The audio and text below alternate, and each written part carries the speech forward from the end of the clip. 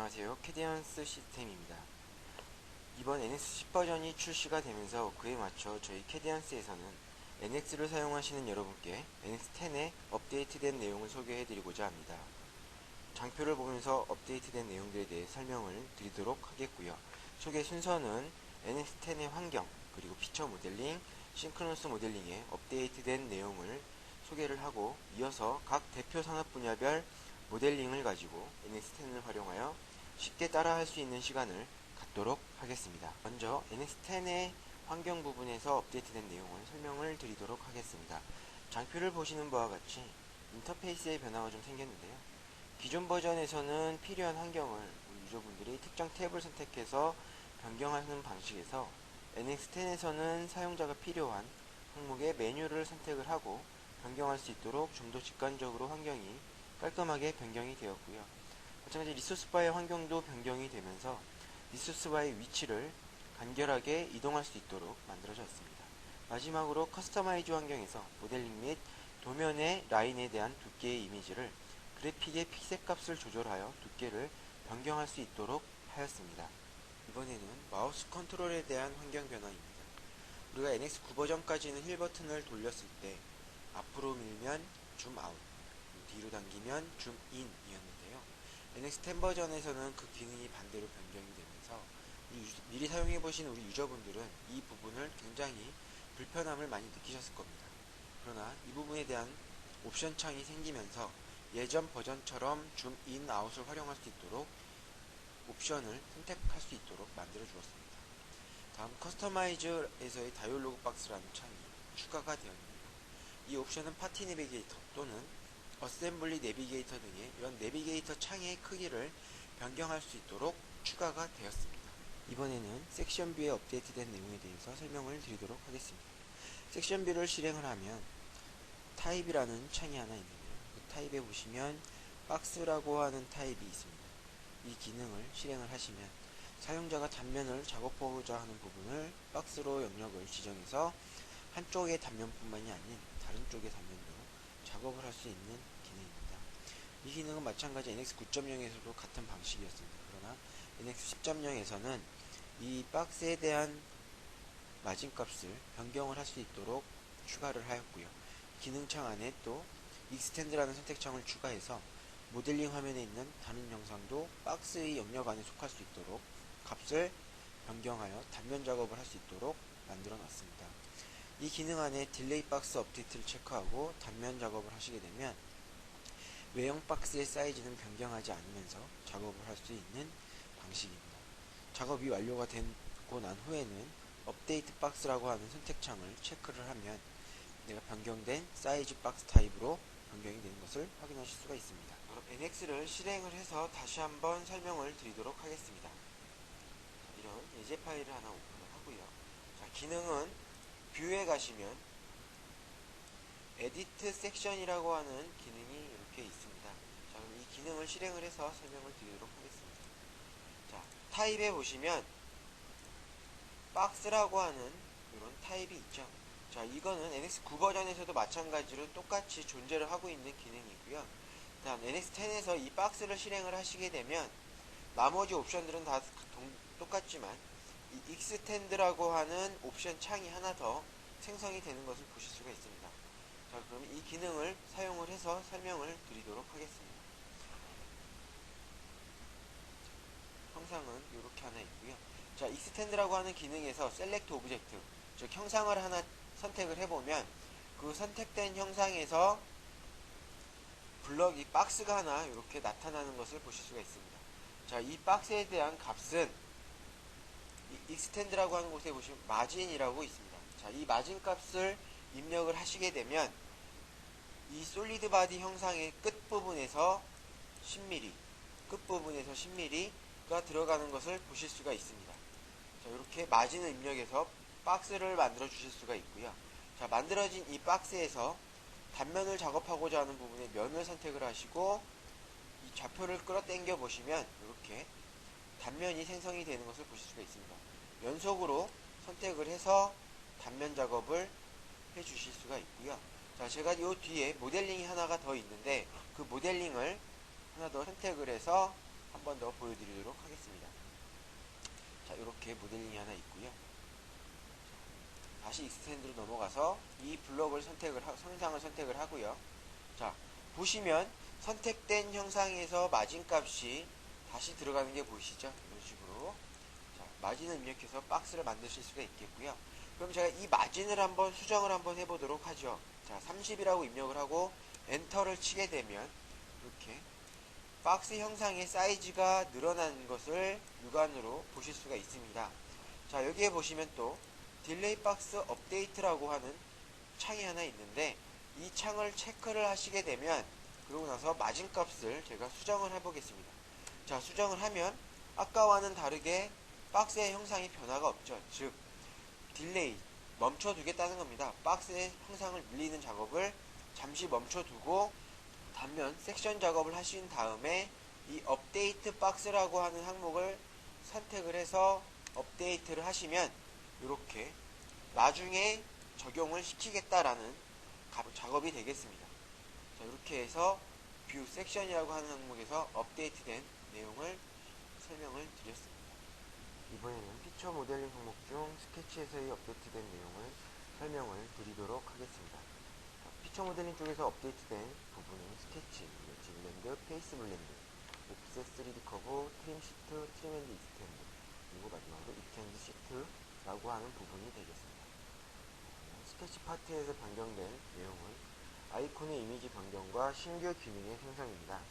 먼저 아이콘의 이미지가 변경된 기능은 리사이즈 커브라고 하는 아이콘이 단순 이미지만 변경이 되었고요. 사용 방법은 기존과 동일합니다. 다음 추가된 기능은 리사이즈 챔퍼 커브라는 기능과 옵티마이즈 2D 커브라고 하는 기능입니다. 그럼 이 두 기능의 사용 방법에 대해서 알아보도록 하겠습니다. 먼저 리사이즈 챔퍼 커브 기능은 단순 챔퍼 값을 재정의해주는 기능입니다. 단 챔퍼 값이 가로 세로 길이 값이 같은 경우에만 들어간다라는 단점이 있습니다. 다음 옵티마이즈 2D 커브 기능입니다. 이 기능은 어떤 스케치 커브의 치수가 삽입되었거나 또는 구속 조건이 들어갔을 때 그 속성을 삭제할 수 있는 기능이 됩니다. 그럼 NX를 오픈을 해서 다시 한번 설명을 드리도록 하겠습니다. 미리 이렇게 NX를 실행을 해놨고요. 스케치를 이용을 해서 간단하게 형상을 만드실 수가 있습니다. 지금 보시면 저는 이렇게 네모 블럭을 만들어 놨고요. 이 커브의 스케치 항목에 보시면 지금 피처 모델, 즉 스케치 쪽에서 업데이트된 내용은 리사이즈 커브라고 하는 이미지가 이렇게 아이콘이 변경이 됐습니다. 자, 그리고 그 옆에 보시면 리사이즈 챔퍼 커브라고 하는 기능이 이렇게 추가가 되었고요. 그 다음 마지막으로 옵티마이즈 2D 커브라고 하는 기능, 이 두 가지의 기능이 스케치에서 추가가 된 것을 확인하실 수가 있습니다. 자, 리사이즈 커브는 사용하시는 방법은 기존과 똑같고요. 자, 리사이즈 챔퍼 커브라고 하는 기능부터 보여드리도록 하겠습니다. 자, 요런 스케치 파일이 있고요. 자, 지금 보시면 챔퍼가 같은 값으로 이렇게 들어가 있죠. 자, 이렇게 같은 값으로 들어간 스케치에 대해서 수정을 하실 수가 있는 기능입니다. 리사이즈 챔퍼 커브를 실행을 해서 들어가 있는 챔퍼를 선택을 하게 되면 이런 식으로 화살표를 이용을 하시던지 아니면 디스턴스라고 하는 곳에 값을 입력을 하셔서 잡아당기면 수정이 되는 것을 보실 수가 있습니다. 값을 입력을 해서 수정도 가능하다라는 것을 보실 수가 있고요. 예를 들어 스케치가 정확한 값이 아닌 라인으로 임의의 선을 그어가지고 편집 작업을 해보도록 하겠습니다. 이런 식으로 편집 작업을 하고요. 제가 값은 입력을 이렇게 넣어 보겠습니다.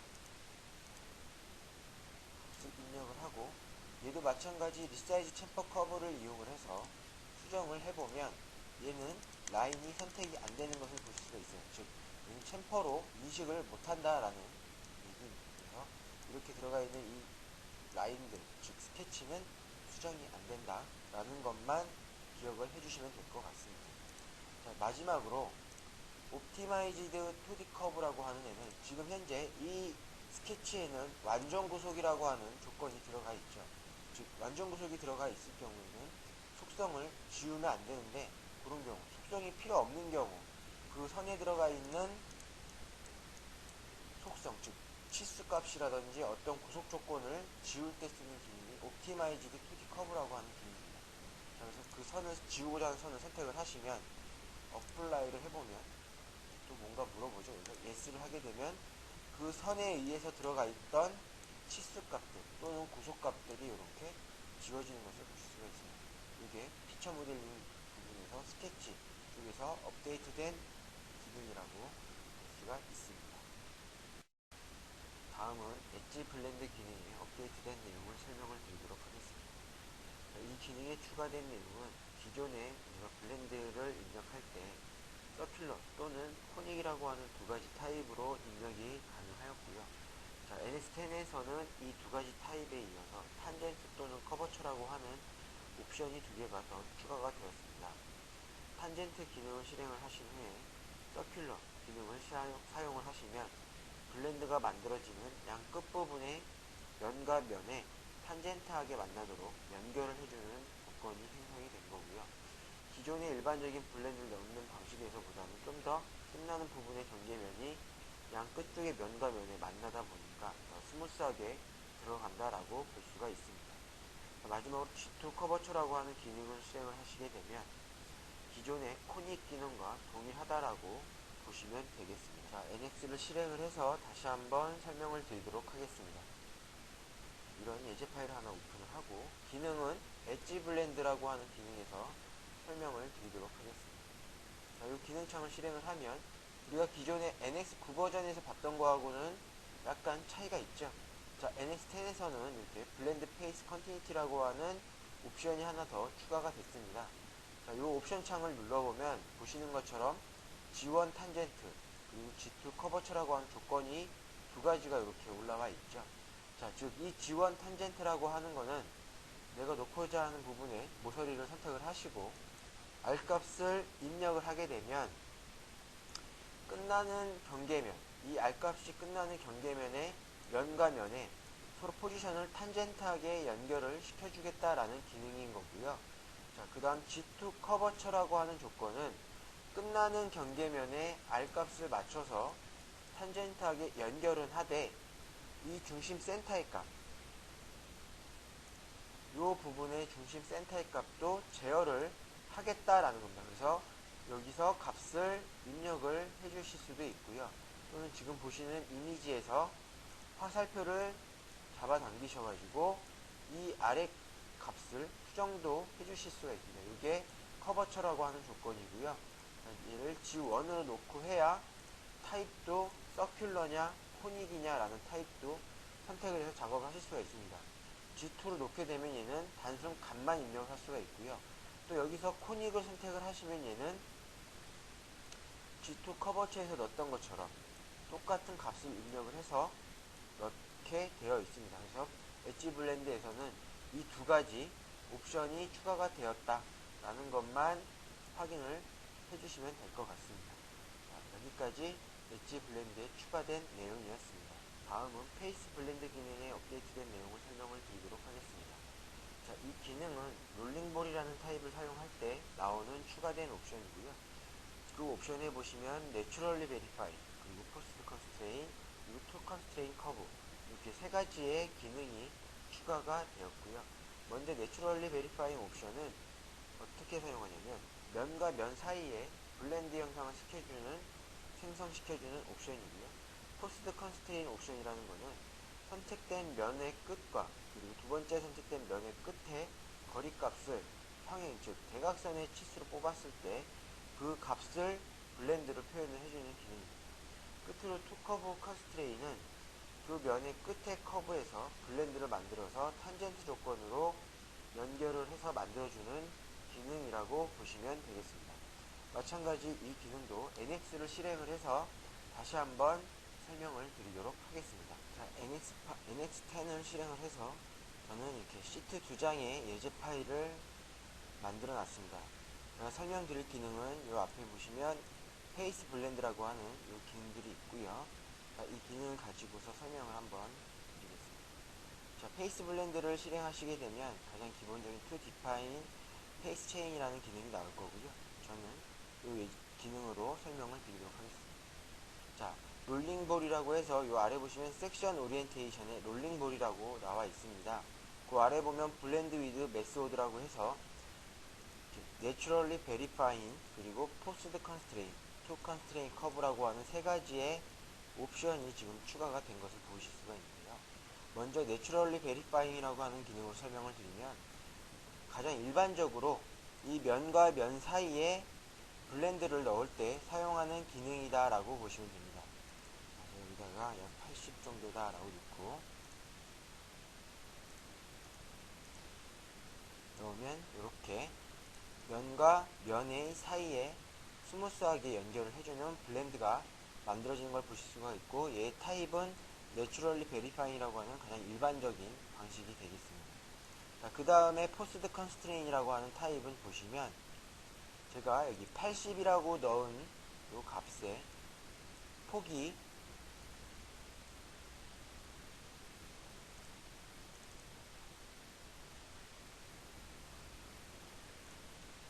이 끝과 끝에 평행한 거리값이라고 보시면 되겠습니다. 자, 이게 포스드 컨스트레인이라고 하는 타입이 되겠고요. 투 컨스트레인 커브라고 하는 거는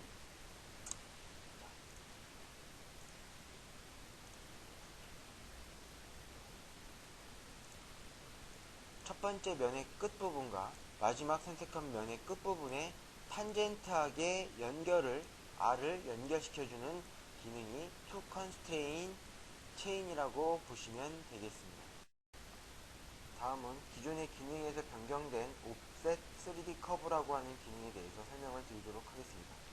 NX 9.0에서는 이 기능의 이름이 3D 커브 옵셋이라고 되어 있었는데요. NX 10으로 10 버전으로 넘어오면서는 옵셋 3D 커브라고 하는 이름으로 명칭이 변경되었습니다. 그리고 기능의 위치도 기존에는 인서트에 캠 데이터 프리퍼레이션 이라고 하는 곳에 3D 커브 옵셋이 있었는데, 현재는 NX10에서는 인서트에 디바이드 커브 안에 옵셋 3D 커브라는 기능으로 자리를 잡고 있습니다. 자, 이 기능에 대해서 설명을 드리면, 이 기능은 옵셋하고자 하는 어떤 커브, 즉 솔리드 형상의 엣지라든지 스케치라든지 그런 형상들을, 모서리 형상들을 가지고서 옵셋을 하는 기능이다 라고 보시면 됩니다. 기본적인 방법은 NX를 켜놓고서 다시 한번 설명을 드리도록 하겠습니다. 예제 파일은 블럭을 하나 이렇게 그려놓겠습니다. 기능은 커브라고 하는 항목에 가시면 옵셋 3D 커브라고 하는 기능이 이렇게 나와 있습니다. 자, 그럼 이 기능을 가지고 설명을 드리도록 하겠습니다. 자, 기능을 실행을 하게 되면 이렇게 창이 하나 나올 거고요. 자, 커브라고 하는 항목에서 내가 그려놓은 솔리드 바디에 엣지를 선택을 하고요. 그 다음에 방향을 지정을 해서 옵셋을 이렇게 만들어 주실 수가 있습니다. 자, 우리는 이런 방식은 가장 기본적으로 옵셋 커브에서 많이 사용했던 방식과 거의 뭐 좀 다를 바가 없고요. 자, 여기 세팅해 보시면 어드밴스드 커브 핏이라고 하는 항목이 있습니다. 이 항목을 체크를 해놓고서 메소드를 보시면 디그리 앤드 세그먼트, 디그리 앤드 톨러런스, 킵 파라미터라이제이션이라는 조건이 있습니다. 디그리 앤드 세그먼트는 말 그대로 함수값과 분할값을 입력을 해서 옵셋하고자 하는 커브를 만들겠다라는 거고요.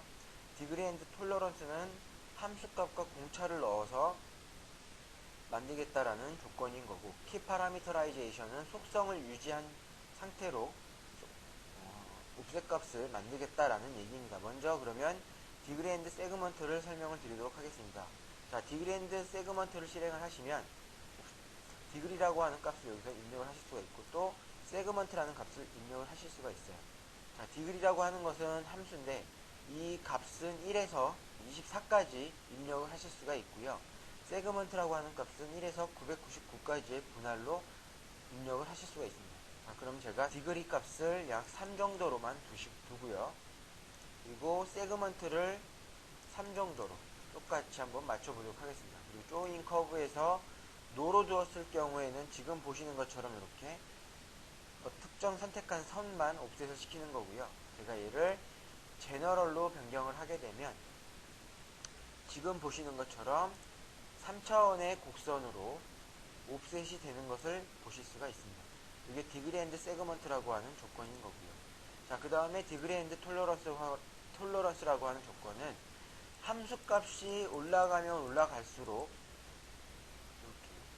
이렇게 끝의 모양이 변한다거나 선의 모양이 변하는 것을 보실 수가 있습니다. 이게 함수가 올라가면 올라가는 대로 1차부터 24차까지 넣을 수가 있죠. 24라고 한번 넣어보면 이런 식으로 어떤 선이 많이 튕겨나가는 걸 보실 수가 있어요. 함수값이 높아지면 높아질수록 선이 이 함수값에 의해서 만들어지다 보니까 내가 원하지 않는 모양으로도 나오는 경우가 발생한다. 그래서 최대 뭐 한 3차 정도까지만 넣으면 웬만한 곡선을 옵셋하는 데는 깔끔하게 보실 수가 있고요. 그 다음에 키 파라미터라이제이션이라고 하는 데도 마찬가지로 이 선에 대한 속성을 유지를 하면서 옵셋을 하다 보니까 끝에 부분이 좀 깨지는 현상이 나오거나 좀 쭈글쭈글하게 나오는 현상이 있습니다. 자, 이런 경우에는 만약에 옵셋을 만들어야 된다라고 하면 디그리 앤드 세그먼트 정도로 이용을 해서 만드실 수 있을 거라고 생각이 됩니다. 자, 여기까지가 옵셋 3D 커브라고 하는 기능에서 추가된 내용을 설명을 드렸습니다. 다음은 트림 시트라고 하는 기능에 대해서 업데이트된 내용을 소개해 드리도록 하겠습니다. 자, 이 기능은 기존에 사용하던 NX 9.0에서 사용하던 방식과 똑같고요. 자, 단순 이름에 대한 명칭만 변경되었기 때문에 변경된 명칭만 소개를 해드리고 넘어가도록 하겠습니다. 원래 기존의 NX 9.0에서의 이름은 트림드 시트라고 되어져 있었고요. 변경된 이름은 NX 10에 와서 트림 시트, 그리고 기준면 선택하는 항목 중에 바운더리 오브젝트라고 하는 항목이 바운더리라고 명칭만 간단하게 변경되었습니다. 사용하시는 방법은 기존과 동일하기 때문에 그대로 사용을 똑같이 하시면 될 것 같습니다. 자, 그럼 다음으로 넘어가서 트림 앤드 익스텐드라고 하는 기능에 대해서 소개를 해드리도록 하겠습니다. 자, 기존의 트림 앤드 익스텐드라고 하는 기능은 우리가 즉 모서리를 선택해서 바이 디스턴스라는 거리값을 주고 면을 늘리거나 또는 퍼센테이지 값을 주어서 늘릴 수 있는 기능들이 있었는데요. 자, NX10에서는 이 두 가지의 옵션을 삭제를 하고 특정 위치를 선택하여 늘리거나 줄이는 기능과 두 개의 선택된 면의 모서리를 한 번에 만들어 줄 수 있는 옵션, 이렇게 두 가지로 옵션 기능이 축소된 것을 보실 수가 있습니다. 자, 이것도 마찬가지로 NX를 실행을 해서 다시 한번 설명을 드리도록 하겠습니다. 자, 이렇게 두 장의 시트를 예제 파일로 만들어 놨습니다. 자, 기능은 서페이스에 가시면 트림 앤드 익스텐드라고 하는 아이콘이 이렇게 나와 있는 걸 보실 수가 있고요. 자, 이 기능을 한번 실행을 해 보겠습니다. 기능을 실행하시게 되면 트림 앤드 익스텐드 타입이라고 하는 곳에 Until Select 그리고 Make Corner라고 하는 기능 두 가지가 존재를 하고 있죠. 이렇게 두 가지의 기능으로만 축소된 것을 확인하실 수가 있습니다. 자, 그럼 먼저 Until Selected를 설명을 드리도록 하겠습니다. 자, 타겟으로 내가 늘리고자 하는 면의 모서리 엣지를 선택을 하시고요. 그 다음 툴에서 늘리고자 하는 방향의 기준면을 이렇게 선택을 해주셔야지만이 면이 이렇게 늘어난 것을 확인을 하실 수가 있습니다. 이렇게. 그 다음에 Make Corner라는 기능을 사용을 하면 지금처럼 타겟과 툴을 선택을 하시게 되면 필요 없는 부분, 즉 화살표가 향하는 부분으로 살을 남기고 삭제가 되는 것을 보실 수가 있습니다. 자, 이렇게 두 가지의 기능으로 트림 앤드 익스텐드라고 하는 기능에서 변경이 되었습니다. 자, 이 점 주의하셔서 기능을 사용을 하시면 되겠습니다. 다음은 익스텐드 시트라고 하는 신규로 추가된 기능에 대한 설명입니다. 앞에서 설명한 트림 앤드 익스텐드라는 기능에서 거리값을 주고 연장을 할 수 있는 기능이 삭제가 되면서 이 기능이 신규로 추가가 되었습니다. 이 기능은 늘리고자 하는 면의 모서리를 선택해서 거리값을 주고 늘릴 수 있는 기능과 특정 기준면을 선택하여 늘릴 수 있는 옵션이 있습니다. 자, 이제 앞으로 우리 유저분들이 면을 늘리거나 하실 때는 이 익스텐드 시트라고 하는 기능을 사용을 하셔야 내가 원하는 값만큼 늘리실 수 있을 겁니다. 자, 그러면 NX를 보시면서 설명을 다시 한번 드리도록 하겠습니다. 두 장의 시트로 되어 있는 예제 파일을 하나 오픈을 해놓고요. 기능은 서페이스 안에 앞에서 설명했던 트림 앤드 익스텐드라고 하는 기능 밑에 보시면 익스텐드 시트라고 하는 이런 아이콘이 있습니다. 자, 그럼 이 아이콘을 실행을 해서 설명을 드리도록 하겠습니다. 아이콘을 눌러보면 이런 창이 나오는데, 자, 리미트라고 하는 곳에 항목에 보시면 옵션이 있어요. 자, 이 옵션을 화살표를 눌러서 펼쳐보면 옵셋이라고 하는 기능이 있고 until select라고 하는 기능이 이렇게 두 가지가 존재를 하고 있죠. 자, 먼저 옵셋이라고 하는 기능부터 설명을 드리면, 자, 옵셋, 내가 늘리고자 하는 면의 모서리를 선택을 하세요. 그러면 그 면이 선택이 되면서 늘리는 방법은 값을 입력을 해서 이렇게 늘려주실 수가 있습니다. 또는 이 화살표를 잡아당기셔서 늘려줄 수도 있는 방법이 있습니다. 수정할 수 있는 방법은 이렇게 두 가지로 수정을 하실 수가 있고요. 한번 쭉 잡고 늘려보면 이렇게 늘어나는 것을 확인하실 수가 있고, 꼭 선 하나만 선택하는 게 아니라 내가 늘리고자 하는 곳에 모서리를 전부 다 이렇게 잡아서 늘리실 수도 있습니다. 늘리는 방법은 여러 가지이기 때문에 사용자분이 필요한 선을 선택을 해서 여러 가지 방법으로 늘려주시면 될 것 같습니다. 자, 그 다음 until selected라고 하는 기능은 마찬가지로 늘리고자 하는 면에 엣지를 선택을 하시고요. 늘리고자 하는 면에 엣지를 선택을 하시고, 그 다음 늘리고자 하는 방향의 기준면을 선택을 하시면 이렇게 그 면까지 형상이 늘어나는 것을 확인하실 수가 있습니다. 자, 이렇게 해서 extend sheet라고 하는 기능을 활용을 해서 내가 면을 늘릴 수 있는 기능이 되겠습니다. 지금까지 피처 모델링에서 업데이트된 내용에 대해서 소개를 해드렸고요. 자, 마지막으로 싱크로너스 테크놀로지, 즉 싱크로너스 모델링에서 업데이트된 내용을 소개를 해드리도록 하겠습니다. 자, 싱크로너스 테크놀로지에서 업데이트된 기능은 딜리트 페이스라고 하는 기능 중에 타입에 들어가면 블렌드라고 하는 옵션이 하나가 더 추가가 되었습니다. 이 블렌드라고 하는 옵션이 뭐냐면, 어떤 특정 R값을 지울 때 우리가 페이스나 홀 또는 블렌드 사이즈를 가지고서 선택을 해서 지우실 수가 있었는데, 이 블렌드라고 하는 기능을 선택을 하시면 R1 값으로 잡혀져 있는 형상만 일괄적으로 선택을 하든지 아니면 특정 R만 선택을 해서 지우는 방법이 되겠습니다. 자, 마찬가지로 이 기능도 NX를 실행을 해서 사용하는 방법을 보도록 하겠습니다. NX 예제 파일은 이런 간단한 형상이 있습니다. 자, 딜리트 페이스라고 하는 기능을 다시 한번 설명을 드리겠습니다. 자, 딜리트 페이스라고 하는 기능은 홈에 가시면 이렇게 딜리트 페이스라고 하는 아이콘이 존재를 하고 있고요. 자, 이 기능을 실행을 해서 설명을 드리도록 하겠습니다. 기존 NX 9.0에서는 우리가 페이스, 홀, 블렌드 사이즈라고 하는 이 세 개의 기능은 있었는데, NX 10 버전에 오면서 블렌드라고 하는 이 옵션이 추가가 되었습니다. 사용하는 방법은 어렵지 않고요. 이 블렌드라고 하는 옵션을 선택을 하셔서 형상에 들어가 있는 블렌드들, 즉 모든 R값들을 선택을 하시면 그 선택된 R값만 잡히는 것을 보실 수가 있습니다. 자, 주변에 쓸데없는 이 원통의 면이라든지 어떤 잡혀서는 안 될 면들이 안 잡히고 선택된 R들만 잡히는 것을 보실 수가 있습니다. 이런 식으로 R들만 일괄적으로 지울 수 있는 기능인 딜리트 페이스에 블렌드라고 하는 옵션이 추가되었다는 것을 알아두시고 나중에 R값을 지우거나 하실 때는 이 기능을 사용하시면 될 것 같고요. 자, 주의점으로 한 가지 당부 말씀을 드리면, 좀 복잡하게 들어가 있는 R값들은 지우는 작업을 하실 때 순서에 의해서 지워주셔야지 아무거나 무조건 잡아서 지우시면 지워지지가 않기 때문에 그 점만 주의하시면 이 기능을 활용하시는 데는 전혀 문제 없이 지울 수 있을 거라고 보여집니다. 자, 여기까지가 싱크로너스 테크놀로지의 싱크로너스 모델링에서 업데이트된 내용이었습니다. 이번 시간에는 NX10을 활용한 모델링 따라하기를 진행하도록 하겠습니다. 모델링 방법은 3개의 산업 분야로 나누어서 모델링을 따라할 예정이고요. 그 3개의 대표 분야로 디자인 파트와 자동차 파트, 전자 파트로 나누어 봤습니다. 디자인 파트에서는 제품 용기에 대한 모델링을, 그리고 자동차 파트에서는 바퀴에 들어가는 휠에 대한 모델링을, 전자 파트에서는 스피커 쪽 모델링을 따라 해보도록 하겠습니다.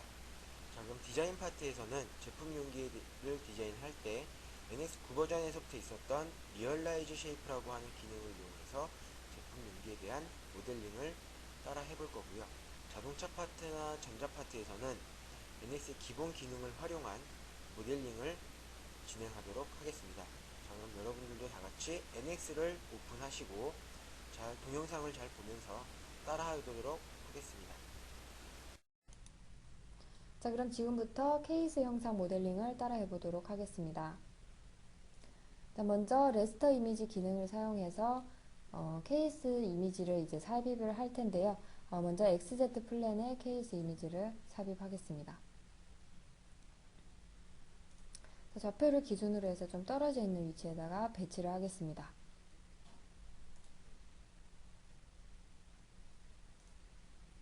자, 각도 조정하고요. 그 케이스 실제 영상에 맞게 이제 사이즈를 조정을 해주시면 되는데, 이렇게 좀 전에 보신 것처럼 볼을 잡고 이동을 하셔도 되고, 아니면 기능창에서 그 치수를 조정을 하셔서 작업을 진행하셔도 되겠습니다. 자, 그 다음 이 케이스의 바닥 센터가 원점에 오게끔 이미지를 배치를 하고요. OK를 클릭하겠습니다. 자, 동일한 방법으로 케이스의 옆면 이미지도 미리 제가 삽입을 해둔 상태이고요. 자, 이 상태에서 리얼라이즈 쉐입 기능을 실행해서 먼저 프리미티브 쉐입 기능을 이용해서 초기 형상을 생성을 합니다. 자, 이미지를 보시면서 높이 값을 쭉 드래그해서 정의를 해주시면 되고요. 자, 뒤에 이미지가 좀 보이게끔 앞에 형상을 좀 투명도를 주도록 하겠습니다. 자, 그 다음 하셔야 되는 부분이 이 형상을 이제 분할을 해서 작업을 진행할 텐데요. 처음부터 너무 많이 분할을 하시게 되면 작업하는데 어려움이 있기 때문에 전체 형상을 봤을 때 이렇게 만국되는 위치에 분할을 한다고 생각을 하시고 작업을 진행하시면 되겠습니다. 자, 약 5개 정도 이제 분할을 하시면 되는데요. 자, 스플릿 페이스 기능을 실행하셔서 분할을 하시는데, 자, 가운데 보시면 볼을 잡고 이동을 하게 되면 이렇게 원하는 위치에다가 분할을 하실 수 있습니다. 자, 또 형상을 보시게 되면 센터 라인을 기준으로 해서 봤을 때 좌측과 우측이 대칭인데요. 자, 시메트릭 기능을 사용하셔서 플랜을 선택해 주시게 되면 지금 보시는 것처럼 우측에만 케이지 형상이 생성이 됩니다. 자, 이 상태에서 우측 형상만 수정을 하게 되면 좌측도 같이 따라서 바뀌는 것을 볼 수가 있습니다. 자, 이랬을 때 우측 형상만 이렇게 수정을 해주시면 되겠죠. 자, 뒤에 이미지를 보시면서 트랜스폼 케이지 기능을 사용해서 형상을 외곽 라인에 맞춰 나간다고 보시면 됩니다. 자, 아래쪽으로 내려와서 몸통 부분도 처리를 해보도록 하겠습니다.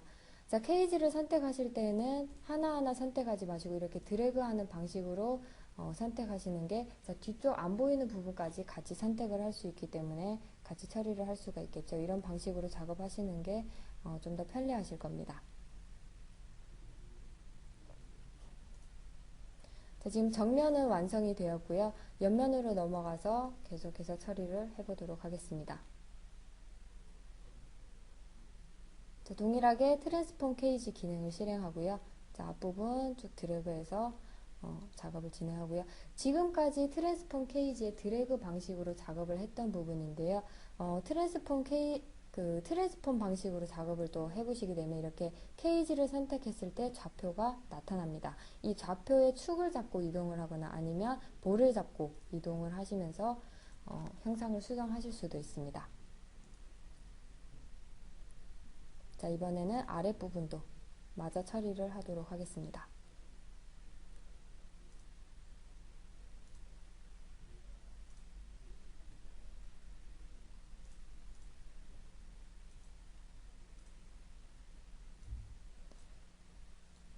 자, 이제 손잡이 부분에 뚫려져 있는 형상을 처리를 하고요.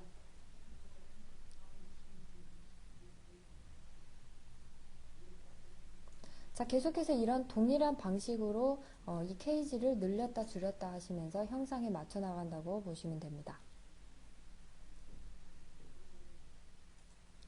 자, 이제 이 앞부분으로 좀 넘어와서 형상을 보시게 되면 손잡이 부분의 형상을 이제 처리를 할 텐데요. 이 면을 이 페이스를 좀 더 분할을 해서 처리를 해보도록 하겠습니다.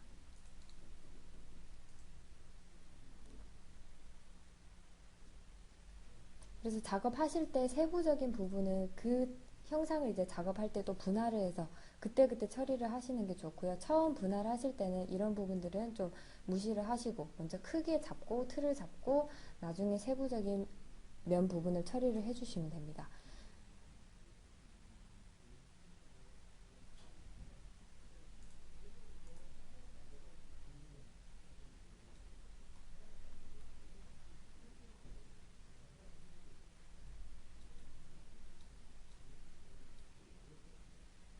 자, 이번에는 아래쪽으로 넘어와서 손잡이 부분, 연결되는 부분을 나머지 부분 계속해서 처리를 하겠습니다. 자, 익스트루드 케이지라는 기능을 사용하시게 되면 지금 보시는 것처럼 케이지를 또 이렇게 돌출시키면서 처리를 하실 수 있습니다.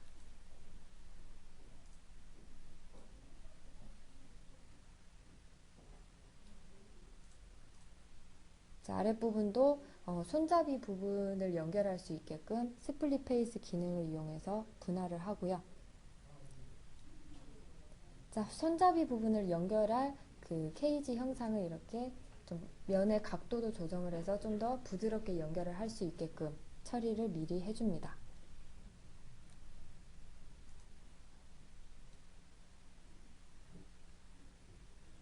자, 이 상태에서 이제 브릿지 페이스 기능을 사용해서 손잡이 부분, 이 그 페이스와 페이스를 연결을 해주시면 됩니다.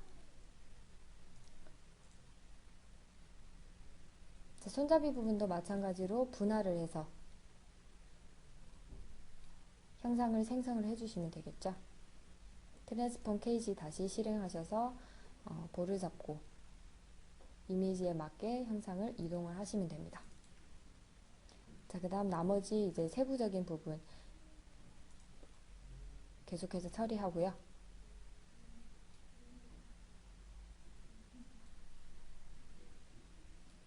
자, 투명도를 좀 빼고 형상을 한번 보도록 하겠습니다.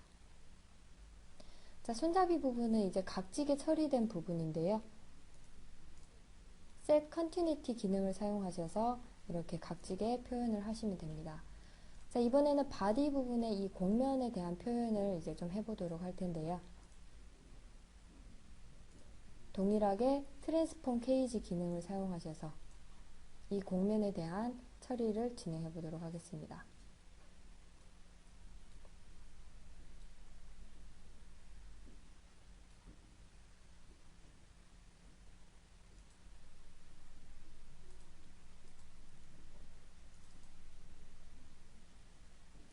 자, 그 다음 손잡이 부분 형상을 이제 계속해서 처리를 할 텐데요.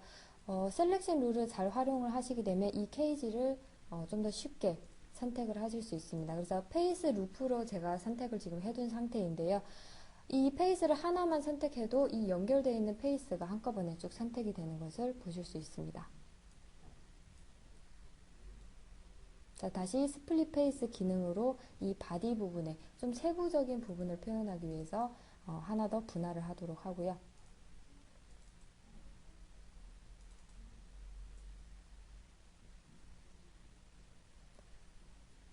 자, 페이스를 잡고 이동을 하실 수도 있지만 지금 보시는 것처럼 이렇게 버텍스 부분을 잡고도 처리를 하실 수 있습니다.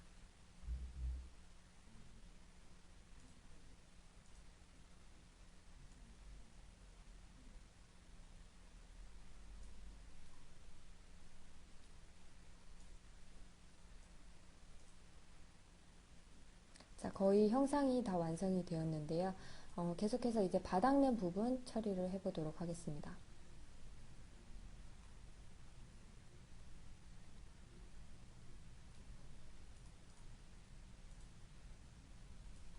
자, 바닥면을 보시게 되면 형상이 이렇게 안쪽으로 온폭 파인 형상인데요. 그 형상을 이제 작업을 할 텐데 먼저 바닥에 있는 케이지를 이 서브 디바이드 페이스 기능을 사용해서 분할을 합니다.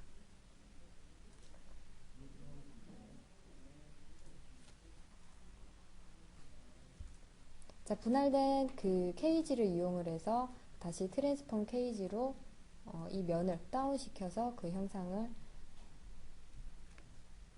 완성을 하시면 되겠습니다.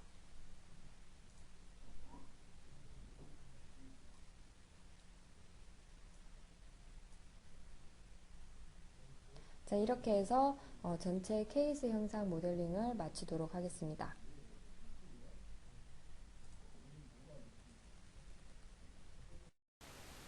이번 시간에는 디자인 파트 이어서 자동차 파트의 휠 모델링을 따라해 보도록 하겠습니다.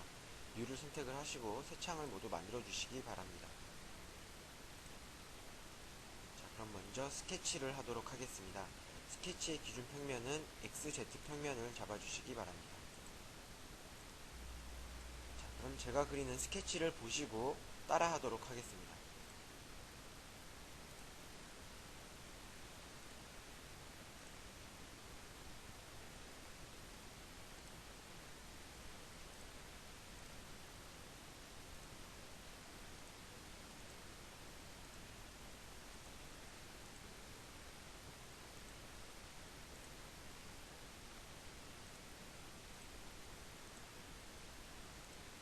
외형의 모양은 이렇게 잡아주시고요. 시스 기입으로 형상을 잡도록 하겠습니다.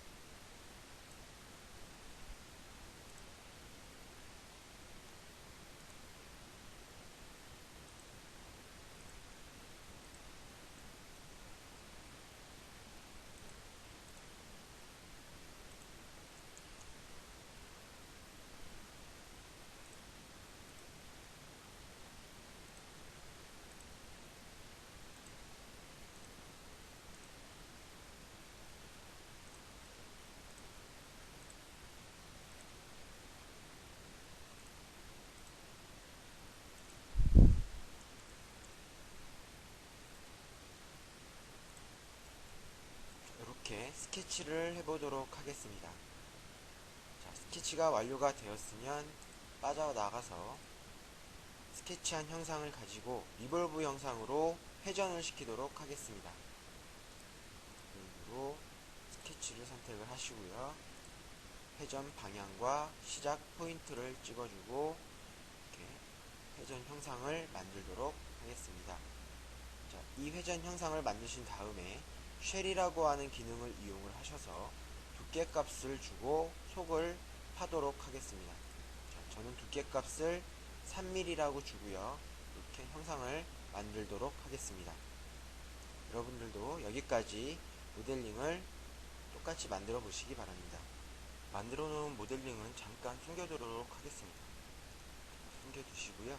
스케치를 하나 더 만들어서 작업을 하도록 하겠습니다. 기준 평면은 XZ 평면 그대로 사용을 하시고요. 자, 스케치는 제가 그리는 스케치를 보시면서 또 다시 한번 따라 하도록 하겠습니다.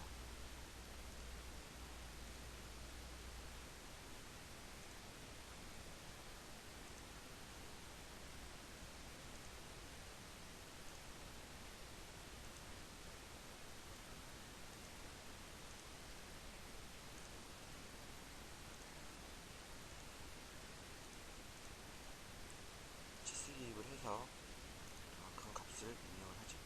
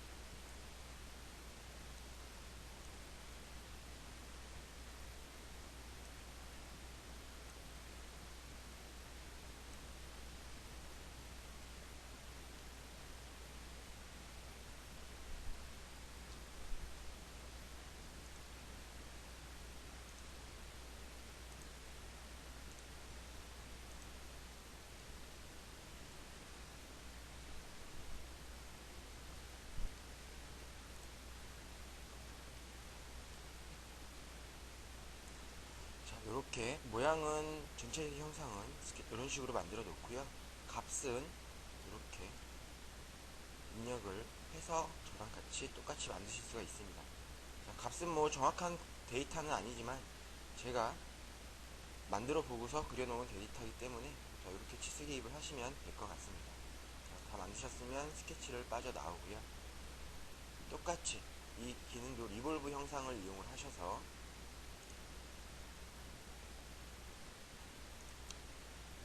회전을 하도록 하겠습니다.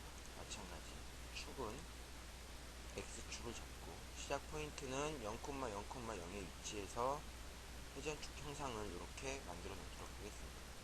자, 만드신 다음에 앞에서 만들었던 데이터를 불러와서 이렇게 보도록 하겠습니다.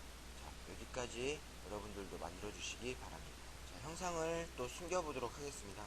헷갈리니까 잠깐 숨겨두고 또 스케치를 하나 평면을 만들어서 해보도록 하고요. 자, 평면은 add data 플랜의 add angle이라고 하는 기능을 이용을 해서 이렇게 평면을 하나 만들어 보죠.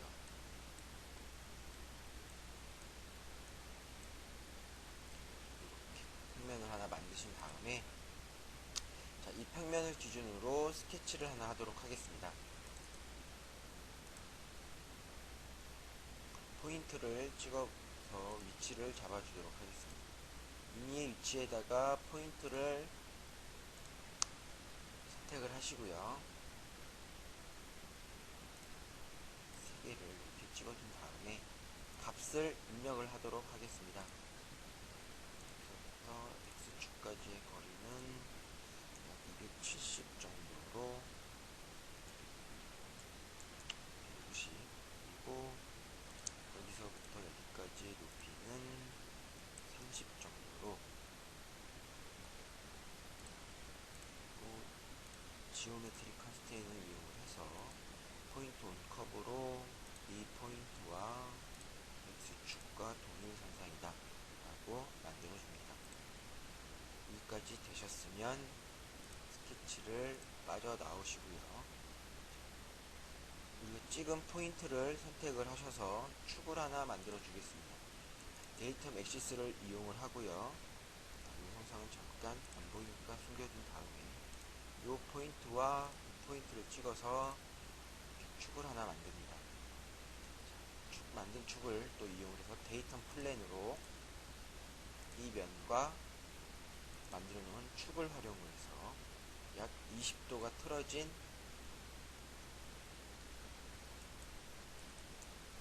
돌아간 형상으로 평면을 만듭니다. 이도 마찬가지 숨겨주고요.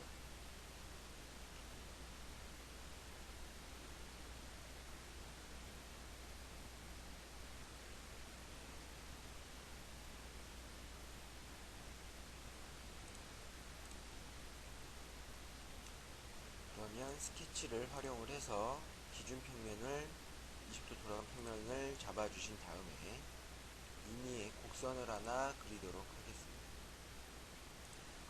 저는 일단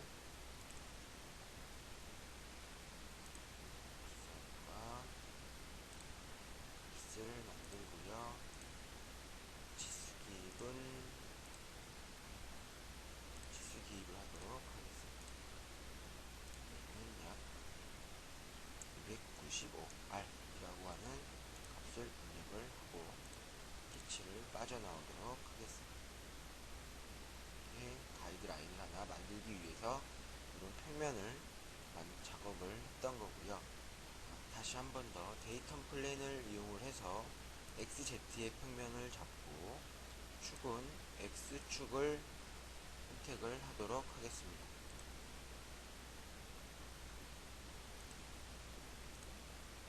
X축을 선택을 해서 스케치 평면을 잡아주고요. 스케치를 이용을 해서 잡아놓은 XZ 평면으로 스케치를 하도록 하겠습니다. 자, 선은 임의의 곡선으로 저는 그리도록 하겠습니다. 모양은 사용자가 원하는 모양으로 만들어 놓으셔도 크게 상관없을 거고요. 다이폴 타입으로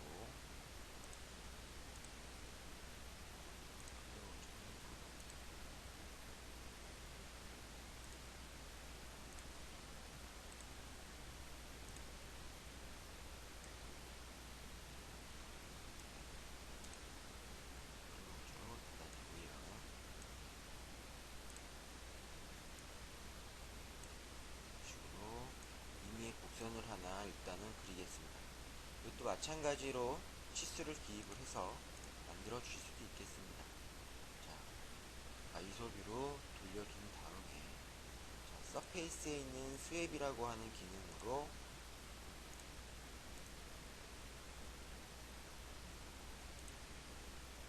형상을 이렇게 만들어 주실 수가 있겠죠. 그러면 숨겨뒀던 앞의 형상들을 불러오도록 하겠습니다.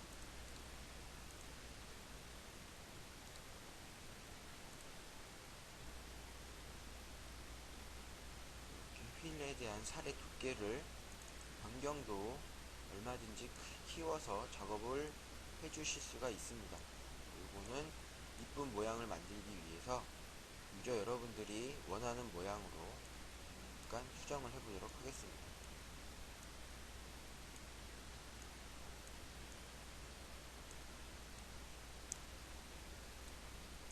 자동차를 좋아하시는 분들이 계실지는 모르겠지만 이런 식으로 간단하게 NX 기능을 활용을 해서 만들어 주실 수도 있습니다.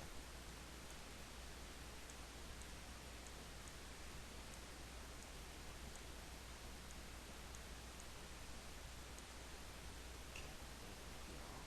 스케치를 빠져나와서 아이소뷰로 돌려보면 만드실 수가 있습니다. 이러한 형상을 만드실 수가 있고요. 지금부터는 이제 편집을 조금씩 하셔야 되는데, 홈에 가면 싱크로너스 모델링에 리플레이 스페이스라고 하는 기능을 이용해서 면을 좀 수정을 하도록 하겠습니다.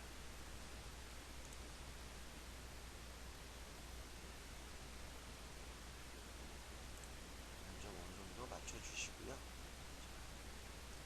저는 요 겉에 있는 면을 이용을 해서 편집을 좀, 면 수정을 좀 하도록 하죠. 자, 수정은 익스트랙트 지오메트리로 면을 좀 뜯어내고요.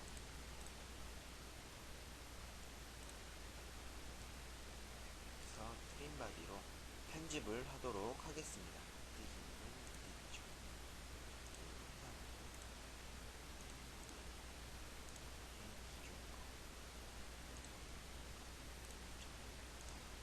그래서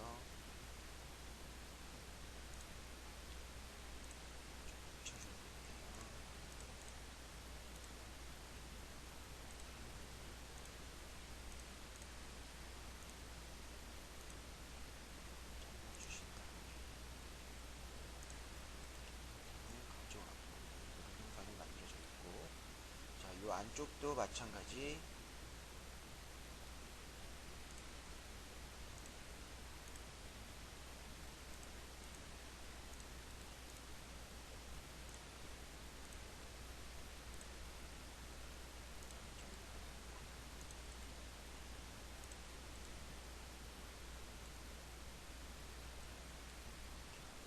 하겠습니다. 이런 만든 형상은 이제 배열을 하시면 되겠죠. 연관 복사로 보호에 가면 패턴 지오메트리 형상을 원형 배열로 딱 배열하시고요. 축은 Z축, 시작 포인트는 뭐 센터에서 5개 정도 360도 나누기 5로 하고 OK 하면 이렇게 형상이 만들어지죠. 그 다음 합체를 이용해서 합체를 하도록 하겠습니다. 그 다음에 필요 없는 것들은 일단 숨겨두도록 하죠.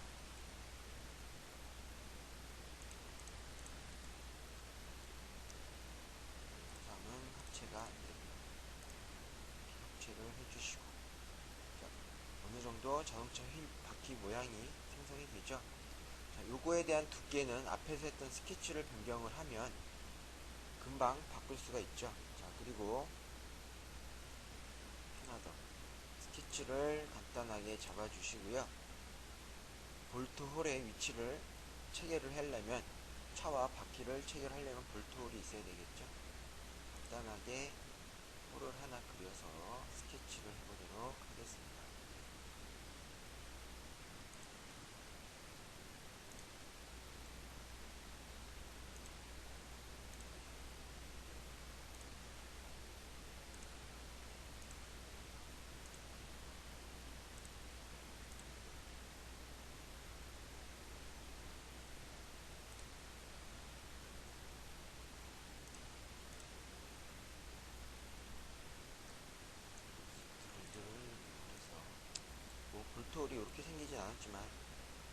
간단하게 그리기 위해서 저는 여러분들도 간단하게 따라 해보시기 위해서 폴의 위치를 만들어 보도록 하겠습니다.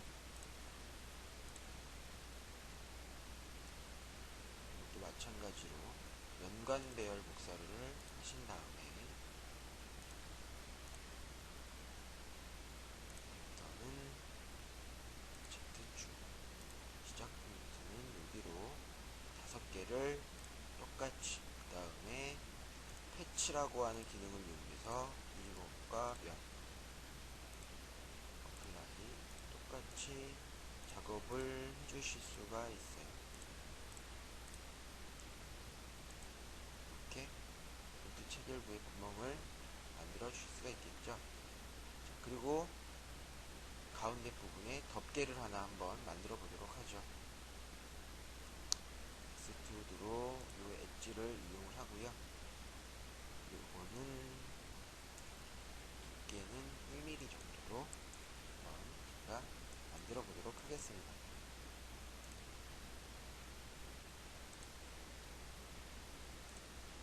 서브테이프는 아니고요. 이렇게 해놓은 상태에서 잠깐 튕겨두고 좀 더 디테일하게 하기 위해서 뒷면에 후크도 한번 만들어 보죠.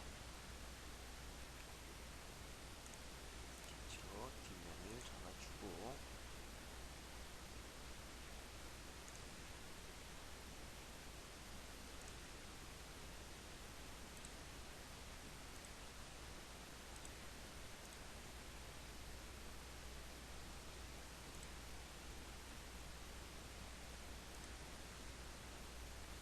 스케치를 하나 대충 그려놓고요.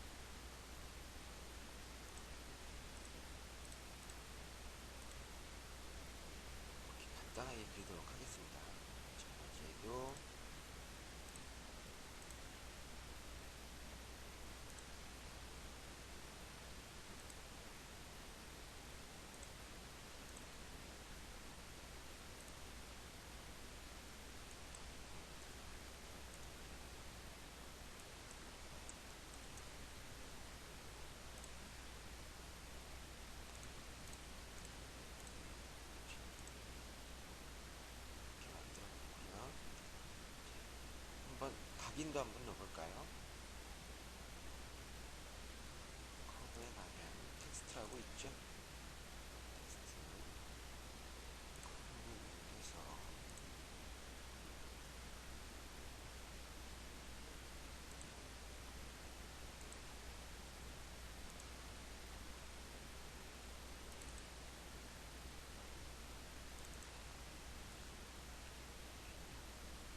캐디언스 시스템이라고 하고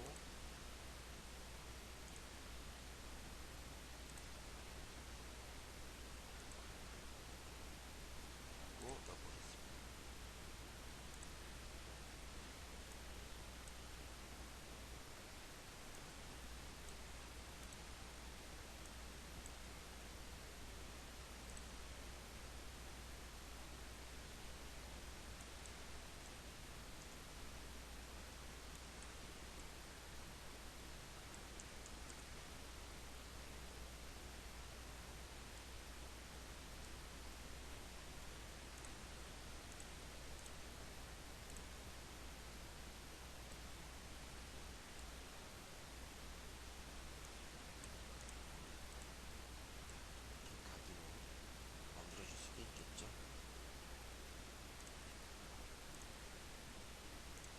뒤보통에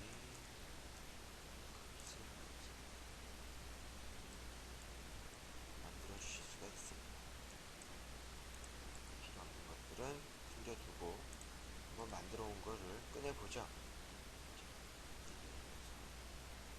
이렇게 형상도 만들어 주실 수가 있습니다. 색깔을 한번 빨간색으로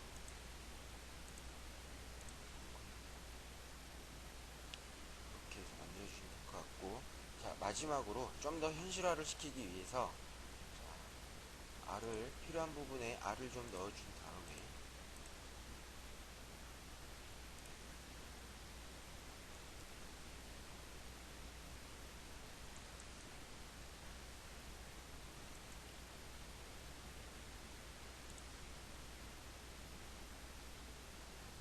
알을 예쁘게만 넣어주신 다음에 자 여기다가 현실감을 주기 위해서 제가 재질도 한번 넣어보도록 하겠습니다.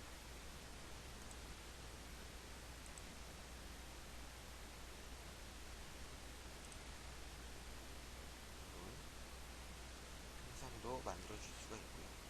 완벽하게 디테일하게 좀 더 하기 위해서는 재질을 메탈 소재로 브론즈라는 재질을 한번 입혀보고요. 배경도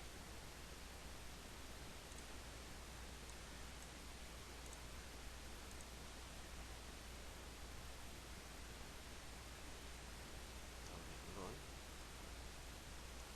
휠 형상을 만들어 놓고 필요에 따라서 포트폴리오라든지 이런 것도 만들어 주실 수가 있겠습니다. 여기까지가 자동차 휠을 만드는 방법이었습니다.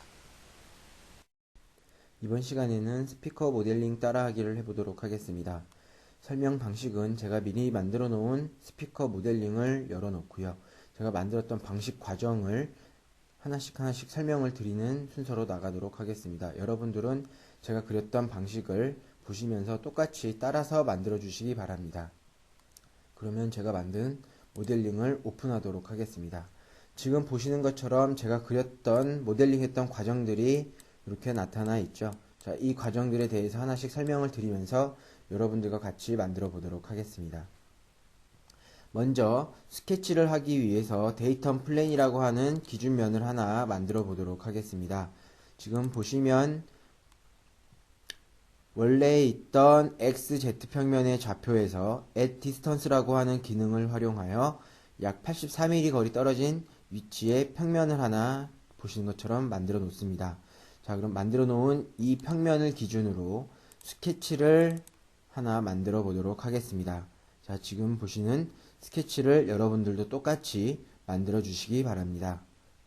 치수는 요 값을 그대로 따라서 만들어 주시면 되겠습니다. 자, 스케치가 완료가 되었다라는 가정하에 스케치를 빠져나가고요. 그 다음에 데이터물 하나 더 만들어서 스케치를 하나 또 하도록 하겠습니다. 지금 보시는 것처럼 마찬가지 XZ의 기준 평면을 이용을 해서 약 114.3mm 떨어진 거리에 평면을 하나 또 만들어 놓습니다. 자, 평면이 만들어졌으면 그 평면을 가지고서 스케치를 또 한번 하도록 하겠습니다. 자, 스케치를 이런 식으로 그려주시면 되고요. 자, 앞에 그린 스케치는 헷갈리니까 잠깐 숨겨두도록 하겠습니다. 자, 스케치는 이렇게 형상은 앞에 거와 비슷한 형상이지만 요 값을 보신 다음에 모델링을 해주시면 되겠습니다. 자, 마찬가지 이 스케치도 완료가 되었다라는 가정하에 스케치를 빠져나가도록 하겠습니다. 그러면 저처럼 이렇게 스케치 두 가지가 여러분들도 그려진 것을 보실 수가 있습니다. 그 다음 요 앞에 보시면 두 개의 스케치를 그려놓은 부분에 직선 구간이 요 모서리에 직선 구간이 존재를 하죠. 자, 여기서 보시면 이렇게 이 직선 구간, 이 두 개의 직선 구간의 라인을 선택을 해서 기준 평면을 하나 더 만들어 보도록 하겠습니다. 자, 데이터 플랜을 이용을 하셔서 to 라인이라고 하는 기능으로 요 라인과 요 라인을 선택을 해서 저처럼 기준 평면을 잡아 주실 수가 있습니다.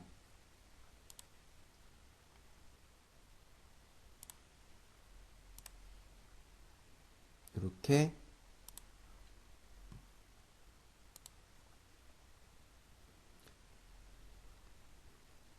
만들어 주실 수가 있습니다. 여기까지 스케치 평면이 완료가 기준 평면이 되었고요. 그 다음 또 데이터 플랜을 이용을 하셔서 요런 기준 평면을 하나 더 만듭니다. 이것도 마찬가지 데이터 플랜이라고 하는 기능을 이용을 하셔가지고 at angle로 기준면 그리고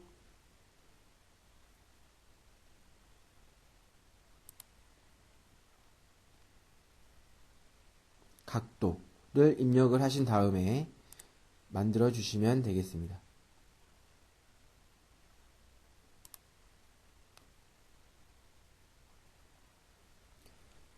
이렇게 두 개에 만족하는 평면을 만들어 주시고요. 자, 만들어 놓은 평면에 스케치를 하도록 하겠습니다. 먼저 스케치를 처음에 만들었던 이 평면을 기준으로 스케치를 진행을 하도록 하겠습니다.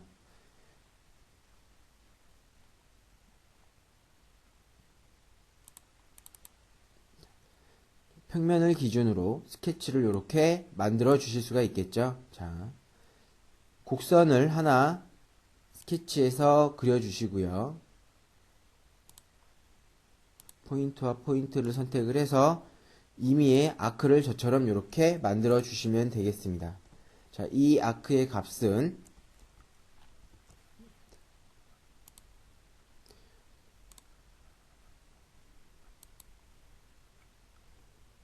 226.5 아래 값으로 만들어 주시면 되겠습니다. 이것도 마찬가지 스케치가 완료가 되었으면 빠져나가도록 하겠습니다. 자, 두 번째로 만들어 놓은 스케치를 선택을 하고요. 자, 바닥 평면에 스케치를 평면을 선택하신 다음에 임의의 R값으로 마찬가지로 선을 만들어 주도록 하겠습니다. 마찬가지 아크를 이용을 하셔서 스케치를 만들어 주실 수가 있겠습니다. 지금 보시는 것처럼 이런 아크를 이용을 해서 스케치를 하나 만들어 주실 수가 있겠습니다. 자, 여기까지 스케치가 만들어졌으면 잠깐 이 평면들은 헷갈리니까 숨겨두도록 하겠습니다.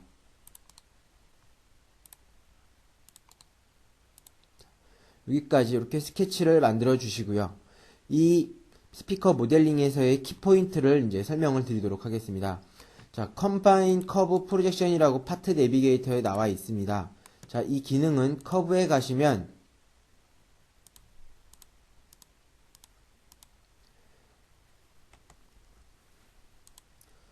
컴바인 프로젝션이라고 하는 기능이 있습니다. 자, 이 기능은 어떤 기능이냐 하면 저희가 스케치로 두 개를 선을 그려놨죠. 자,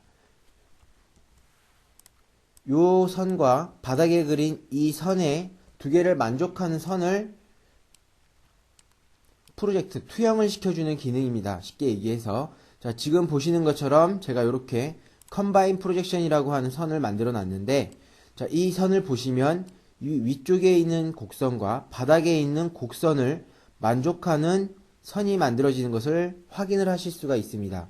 자, 이게 컴바인 프로젝션이라고 하는 기능이고요.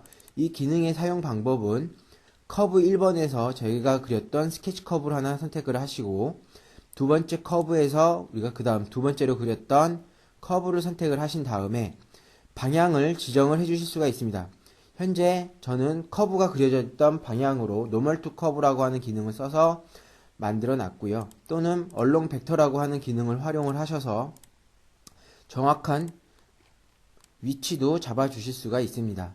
자, 이렇게 해서 선을 그려보도록 하겠습니다. 마찬가지로 반대편도 똑같은 방식으로 기준 평면을 잡고 그리고 스케치를 진행을 하신 다음에 컴바인 프로젝션이라고 하는 기능으로 만들어 주시면 되겠습니다. 마찬가지 이 선도 복잡하니까 잠깐 숨겨두도록 하겠습니다.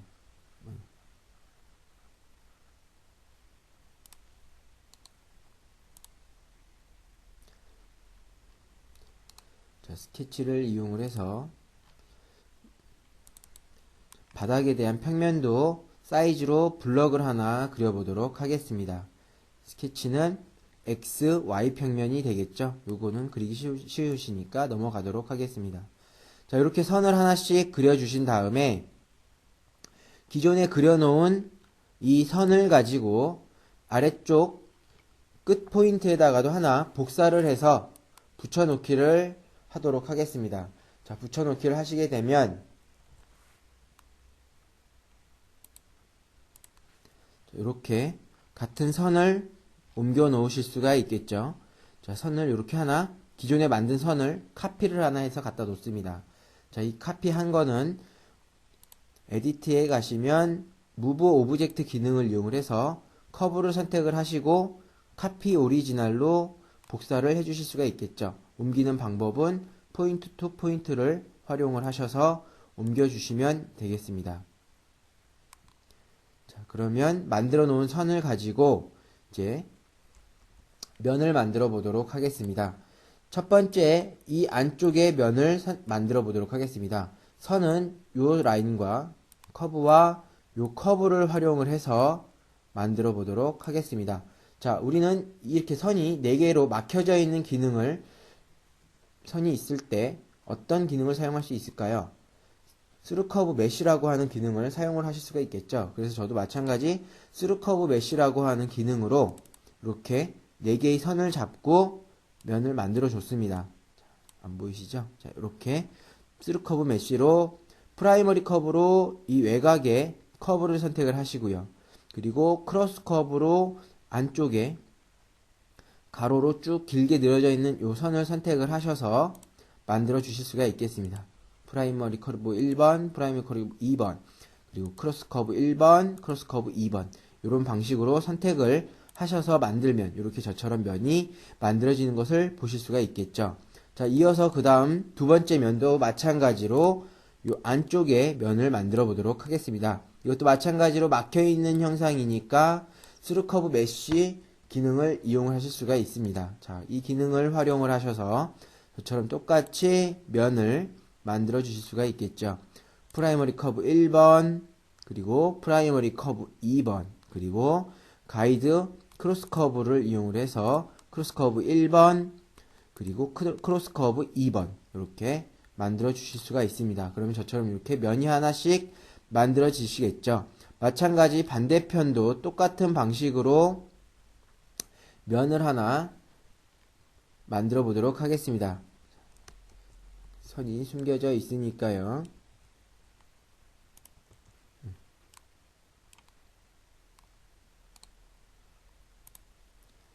같은 방식으로 면을 만들고 그리고 스케치를 또 하고요.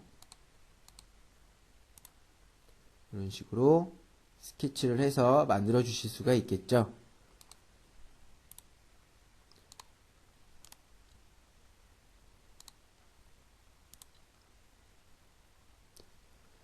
얘도 컴바인 프로젝션을 이용을 해서 선을 두 개의 선에 만족하는 선을 만들어 주실 수가 있습니다. 자, 이 두 개의 선도 잠깐 숨겨두도록 하겠습니다. 그 다음 스루커브 메쉬를 이용을 해서 저처럼 똑같이 또 면을 하나 만들어 보도록 하겠습니다. 그 다음 똑같이 위쪽에 면을 만들어 보고요. 스루커브 메쉬 기능을 이용을 하시면 되겠습니다. 자, 여기까지 다 만드셨으면 그 다음 바운디드 플랜이라고 하는 기능으로 나머지 위 측면과 저 오른쪽에 있는 측면 그리고 바닥면을 메꿔 보도록 하겠습니다. 여기는 구간이 평면 구간이니까 우리는 바운디드 플랜 기능을 활용을 하셔서 메꿔 주실 수가 있겠죠. 자, 이렇게 바운디드 플랜을 선택을 하신 다음에 평면을 메꾸고요. 또 바운디드 플랜을 선택을 하셔서 평면을 메꿔 주실 수가 있겠죠. 자, 이런 식으로 평면을 메꾸실 수가 있겠습니다. 그 다음에 바닥 평면을 메꿔 주실 수가 있겠죠. 자, 여기까지 이런 형상을 다 만드셨으면 그 다음 요 윗면을 메꿔야 이제 솔리드 형상을 작업을 하실 수가 있는데, 자, 윗면도 마찬가지로 4개의 변이 다 막혀 있기 때문에, 즉 폐곡선이기 때문에 이 기능도 스루커브 메쉬라고 하는 기능을 이용을 해서 저처럼 이렇게 메꿔 주실 수가 있겠죠. 자, 여기까지 메꿔 주신 다음에 지금 현재로서는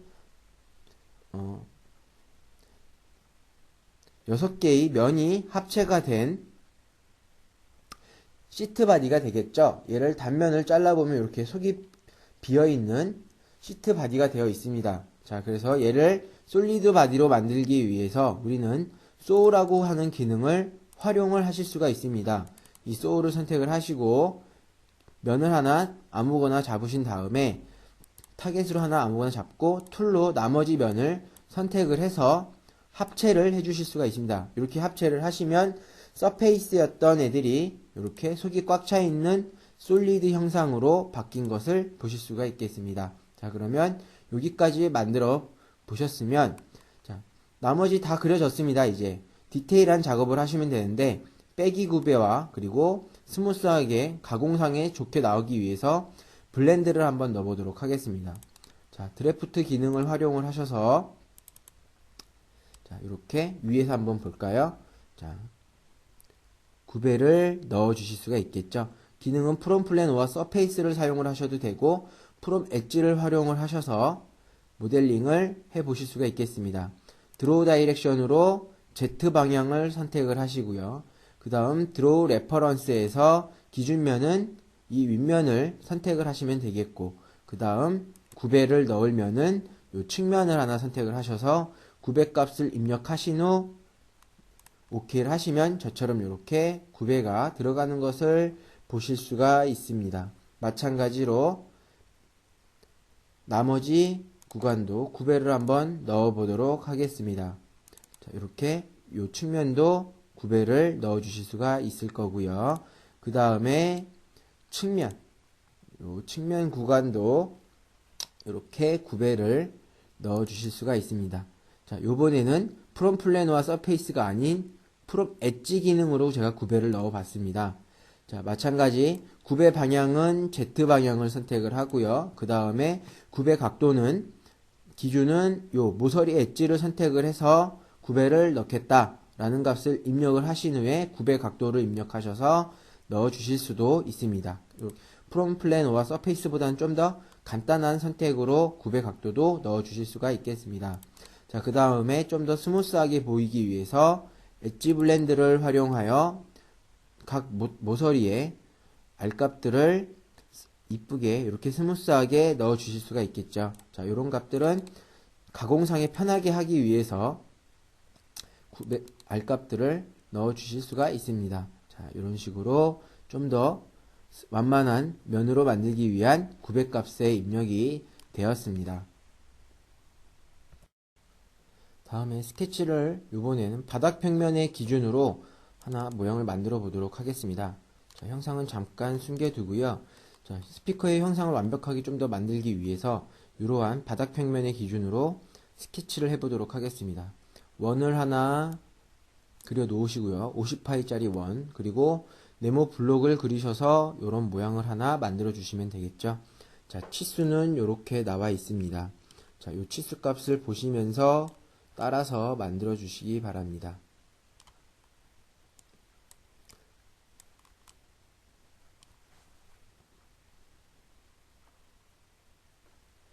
자, 스케치가 완료가 되었으면 피니쉬 스케치를 하신 다음에 내가 그려놓은 스케치를 이제 익스트루드 기능을 이용을 하셔서 미리 만들어 온 솔리드 바디와 그리고 두 번째로 그렸던 스케치의 형상을 서브 트랙으로 빼기를 해보도록 하겠습니다. 자, 익스트루드를 하시면서 바로 빼기를 하실 수가 있겠죠. 어차피 관통이니까 값은 넉넉히 넣어주시면 되겠습니다. 자, 그럼 OK를 해서 이렇게 관통을 시켜 놓도록 하고요. 자, 다음에 데이텀 플랜으로 지금 면을 하나 더 만들었는데 이 면은 바닥 평면을 기준으로 약 15도 정도 더 들어간 면을 하나 만들어 놓습니다. 자, 이 면은 X, Y 평면을 선택한 후에 add angle을 이용을 하시면 저처럼 이렇게 15도 각도의 평면을 하나 더 만들어 주실 수가 있겠죠. 자, 이렇게 스케치를 하나 만들어 놓고요. 그 다음에 스케치를 그 만들어 놓은 평면을 기준으로 자, 요 평면을 기준으로 스케치를 하나 만들어 줄 수가 있습니다. 자, 18짜리 원을 하나 대충 그려 놓고요. 그 다음에 이어서 스케치를 하나 또 옆에다가 그려 놓죠. 자, 요 스케치의 활용은 어떤 기능이냐면 익스트루드 하실 때 가이드를 하기 위해서 만들어 놨습니다. 자, 익스트루드를 하실 때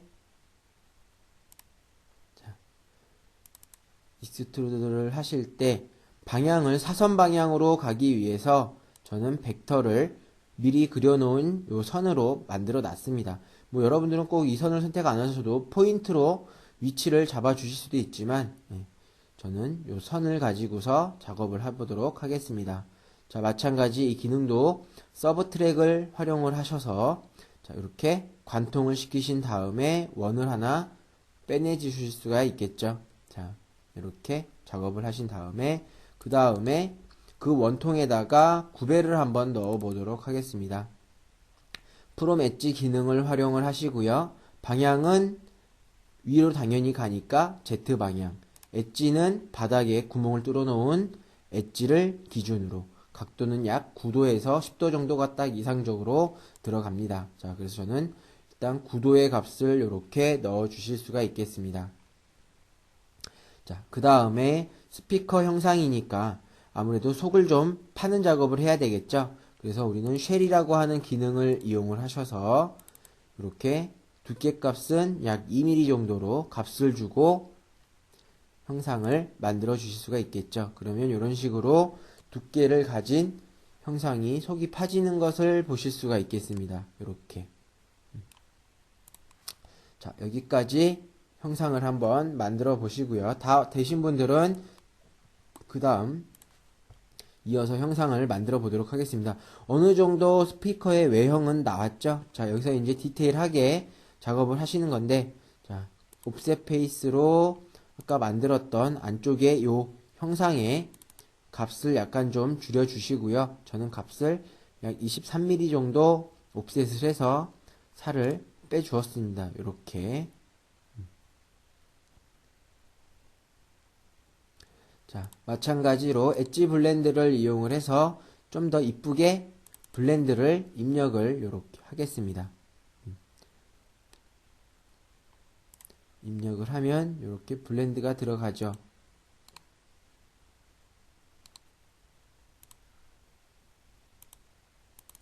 마찬가지 바닥과 윗면도 블렌드를 넣어 주실 수가 있겠고요. 자, 윗면도 이렇게 7이라고 하는 R값을 넣어서 블렌드 작업도 해주시면 되겠습니다. 그러면 위쪽과 아래쪽에 블렌드가 들어간 것을 보실 수가 있습니다. 그 다음에 익스트루드를 또 이용을 하셔서 제가 그려놨던 스케치 형상, 요 원통 형상을 요번에는 약 55mm 익스트루드 하고, 그리고 합체 기능을 이용을 해서 이렇게 형상을 합체를 해보도록 하겠습니다. 자, 이런 식으로 스케치를 이용을 해서 익스트루드를 만들어 주실 수가 있겠죠. 그 다음 스케치를 하나 더 이 원통의 윗평면에다가 그려보도록 하겠습니다. 자, 스케치를 하나 이 원통의 윗평면에다가 그려놓고요. 파이는 30파이로 그려놓고 완료가 되었으면 스케치를 빠져나가서 그려놓은 스케치를 마찬가지 익스트루드로 서브 트랙을 해보도록 하겠습니다. 자, 어차피 관통이니까 이것도 서브 트랙 기능을 실행을 하셔서 관통을 저처럼 이렇게 시켜주시면 되겠죠. 자, 여기까지 만들어 보시고, 그 다음에 챔퍼를 이용을 해서 좀 더 디테일한 형상을 만들어 보도록 하겠습니다. 자, 모서리 엣지를 선택하신 다음에 7.5라는 값으로 챔퍼를 하나 만들어 놓습니다. 요렇게. 자, 그 다음에 저는 좀 더 완만하게 보이기 위해서 요 옆면에 리플레이 스페이스라는 기능으로 이렇게 면을 좀 위아래가 같이 합쳐줬습니다. 좀 직선 구간, 스트레이트 구간이 생기면 좀 별로 안 이쁘니까 이런 식으로 만들어 보았고요. 자, 여러분들은 뭐 필요에 따라서 작업을 해주시면 될 것 같아요. 자, 다시 옆으로 넘어가서 지금 현재 이 구멍이 파져 있는 형상의 살 두께를 확인해 보면 우리가 금형상에 위치가 이렇게 갖다 놓고 보시면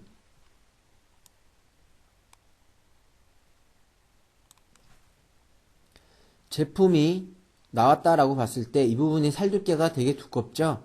자, 마찬가지. 그러면 이 부분도 3T라고 하는 두께로 똑같이 일률적으로 살 빼기를 해주셔야 됩니다. 자, 그 살 빼기 하는 방법을 한번 또 제가 보여드리도록 하겠습니다. 살 빼기를 해보도록 하지요. 자, 옵셋 서페이스라고 하는 기능을 활용을 할 거고요. 자, 이 기능은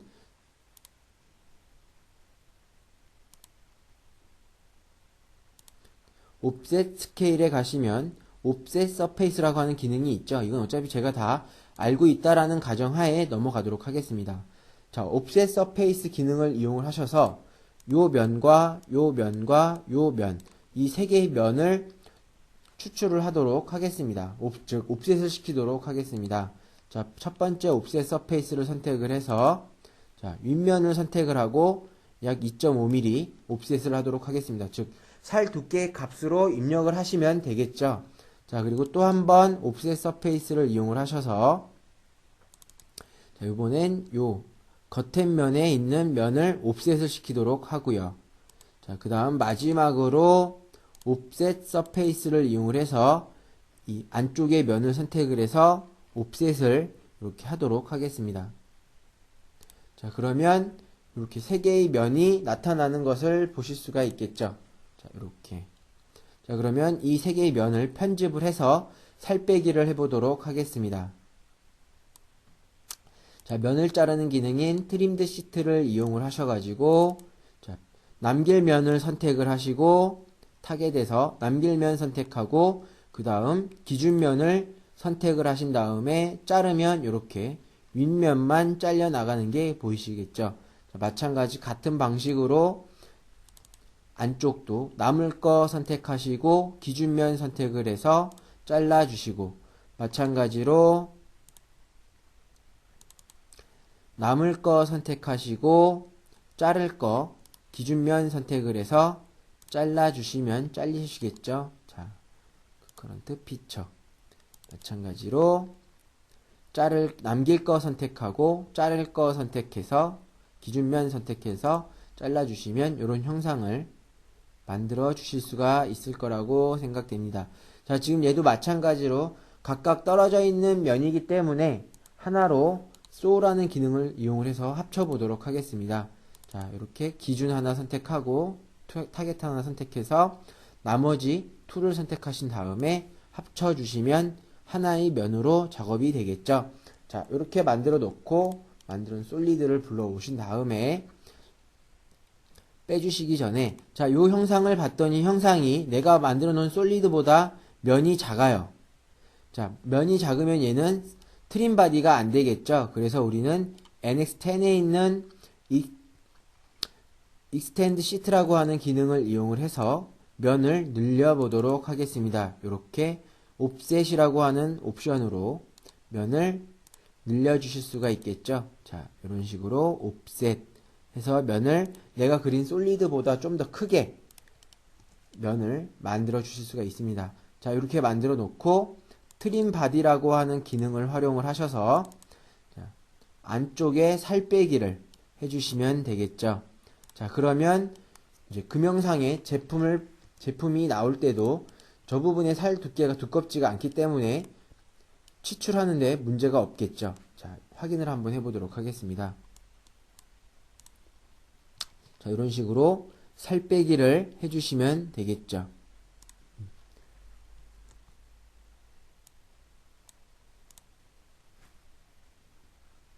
어느 정도 그러면 스피커의 형상이 나타난 것을 보실 수가 있고요.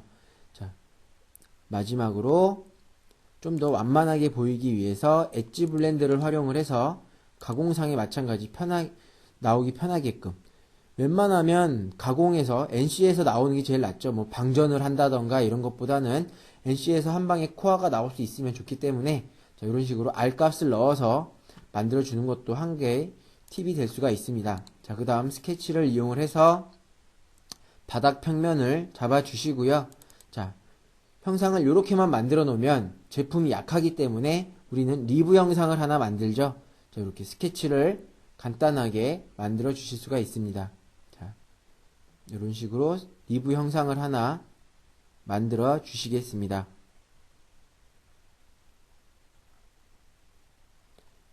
스케치가 끝났으면 스케치를 빠져나와서 이제 익스트루드를 이용을 하신 다음에 저처럼 이렇게 형상을 잡고 익스트루드를 하겠습니다. 그냥 얘는 값을 넉넉히 입력을 하신 다음에 뭐 불리언에서 빼기라든지 합체라든지 이런 작업은 하지 않겠습니다.